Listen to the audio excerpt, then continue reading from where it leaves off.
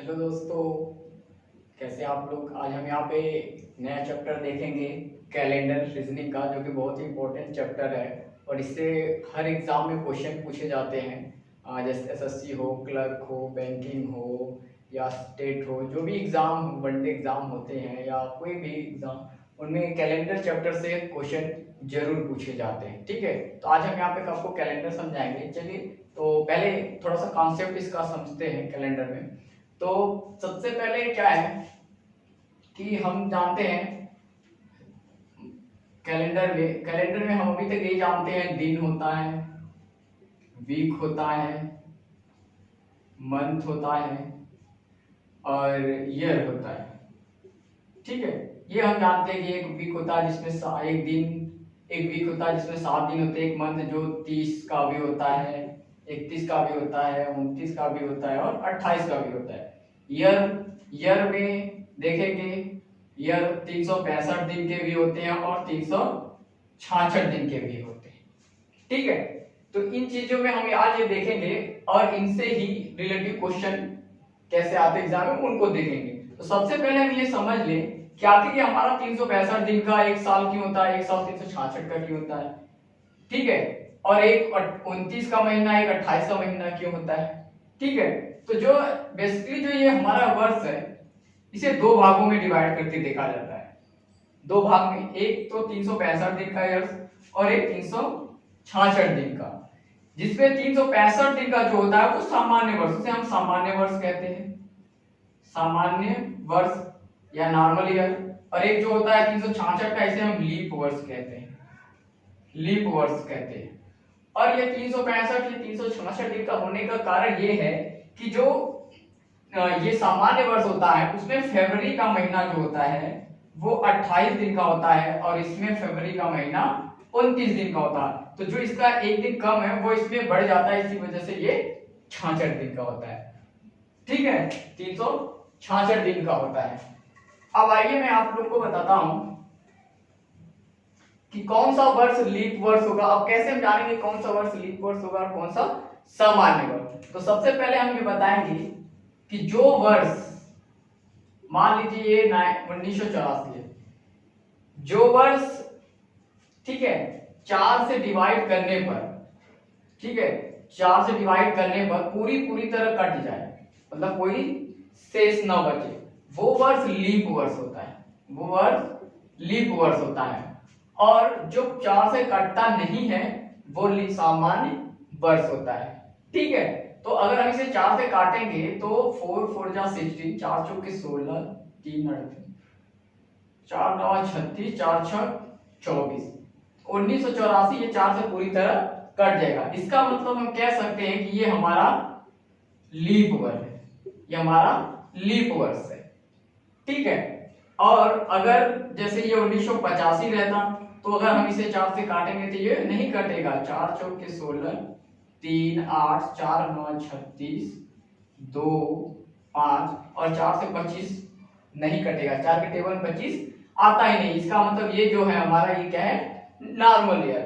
ठीक है, अब देखिए, अगर मान लीजिए कि हमें इसी में शताब्दी आ जाती है, हमें इसमें शताब्दी दे दी, तो आपको ये पता होना चाहिए कि जो शताब्दी का जब बात आए, जैसे 1500 है, 1600 है, 1700 है, तो इसमें से कौन सी शब्द, अब देखें ऐसे शताब्दियां दी और हमें पता कौन सी शताब्दी लीप वर्ष होगी या कौन सी शताब्दी सामान्य वर्ष होगी।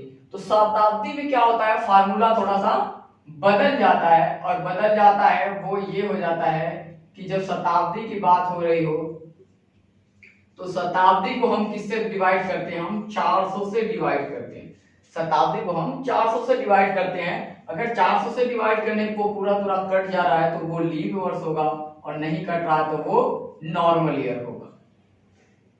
ठीक है, अगर जब मतलब वर्ष हो, नॉर्मल में वर्ष दिया हो, तो अगर हम उसे 4 से डिवाइड करेंगे, अगर पूरी तरह डिवाइड होता है तो वो नॉर्मल लीप वर्ष होगा, अगर नहीं होता है तो नॉर्मल। लेकिन अगर बात शताब्दी की आए तो जो शताब्दी 400 से डिवाइड हो जाए वो लीप वर्ष होगी, जो नहीं होगी वो लीप वर्ष नहीं होगी।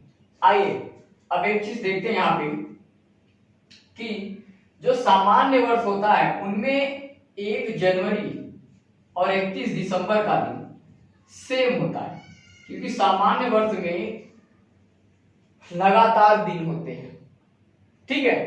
और लीप वर्ष में एक दिन बाद एक दिन बढ़ के होता है, ठीक है। सामान्य वर्ष में जो 1 जनवरी का दिन है वही 31 दिसंबर का भी होगा, लेकिन लीप वर्ष में ऐसा नहीं होता। लीप वर्ष में जो 1 जनवरी का दिन होगा, मान लीजिए 1 जनवरी को संडे है, तो जो 31 दिसंबर का दिन होगा वो इससे एक दिन बढ़ के होगा, यानी लगातार दिन होगा, ठीक है। तो आज संडे है तो 31 दिसंबर को मंडे होगा, ठीक, क्लियर। सामान्य वर्ष में दिन जो 1 जनवरी का दिन होता है वही 31 दिसंबर का होता है, सेम होता है। लेकिन लीप ईयर में ये दिन क्या होते हैं, लगातार होते हैं, यानी संडे है तो मंडे, मंडे है तो ट्यूसडे, ऐसे बढ़ जाएगा एक दिन, ठीक है। और अगर सामान्य वर्ष में कैलेंडर चेंज होता है तो वो एक दिन से होता है। सामान्य वर्ष में अगर कैलेंडर चेंज होता है तो एक दिन से होता है। जैसे अगर मैं कहता हूं आपसे कि आज 12 जनवरी है, 12 जनवरी 2015 को मंडे है, ठीक है, तो 12 जनवरी 2016 को कौन सा दिन होगा, जब हमारा वर्ष और महीना सेम हो, तब देखिए अब हम क्या कहेंगे कि कैलेंडर सामान्य वर्ष में क्या है, एक दिन से आगे बढ़ता है। 2016 सामान्य वर्ष नहीं है, ये लीप वर्ष है, लेकिन ये लीप वर्ष आगे तभी बढ़ेगा जब फरवरी का महीना हम क्रॉस करेंगे। जब फरवरी का महीना क्रॉस करते हैं तो क्या होता है, लीप ईयर 2 दिन आगे बढ़ता है, तो लगातार बढ़ोतरी होगी। लेकिन यहाँ पे लीप वर्ष अभी फरवरी से हम पहले की बात कर रहे हैं, इसलिए कैलेंडर हमारा बदलेगा तो एक दिन से। तो अगर मंडे है 12 जनवरी को तो एक दिन आगे जाएगा, एक दिन आगे बढ़ेगा, तो 12 जनवरी 2016 को क्या हो जाएगा, ट्यूसडे हो जाएगा, ट्यूसडे हो जाएगा, ठीक है। और अगर यही कहते हैं हम कि 12 जनवरी, यहीं पे बताते हैं 2017 को कौन सा दिन होगा, तो आप देखिए 12 जनवरी 2015 है, 15 के बाद ये आपका 12 जनवरी 16 आया, एक साथ आगे बढ़ा, कैलेंडर बदला, तो एक दिन आगे बढ़ेगा क्योंकि सामान्य से लीप में है, तो ये ट्यूसडे हो गया। लेकिन अब यहाँ पे दिन जो है वो 2 दिन बढ़ेगा।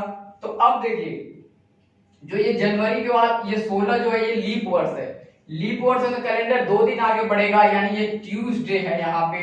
तो यहाँ पे क्या हो जाएगा, 17 जनवरी को ट्यूसडे, तो वेडनेसडे और एक थर्सडे होगा। मतलब कैलेंडर कितने दिन आगे बढ़ेगा, 2 दिन बढ़ेगा। मंडे है तो ट्यूसडे होगा, ट्यूसडे है तो थर्सडे हो जाएगा, ट्यूसडे के बाद वेडनेसडे आएगा, वेडनेसडे के बाद थर्सडे, क्योंकि हमारा कैलेंडर 2 दिन से आगे बढ़ रहा है लीप वर्ष में। कितने दिन से, 2 दिन से, ठीक है। तो ऐसे क्वेश्चन आ सकते हैं, आप इन्हें सॉल्व कर सकते हैं ऐसे इजीली, ठीक है।